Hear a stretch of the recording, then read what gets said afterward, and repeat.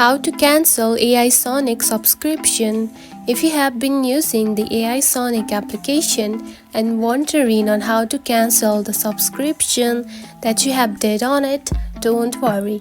In this video, I will show you how to do it, so let's get started. First of all, open the AI Sonic application, just like this. After opening it, you will find something like this on your home screen. Now, tap onto this crown option at the top, just right here, select it. Now from here you can simply see the subscription that you have did from here. Now for now I haven't subscribed to this subscription plan, so it is showing just like this.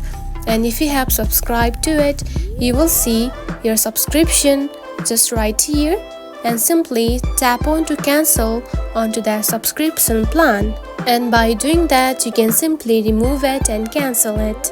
And that's it. This is how you can cancel AI Sonic subscription. It is a very easy process, right? If you found this video helpful, don't forget to like and subscribe for more tips. Thanks for watching.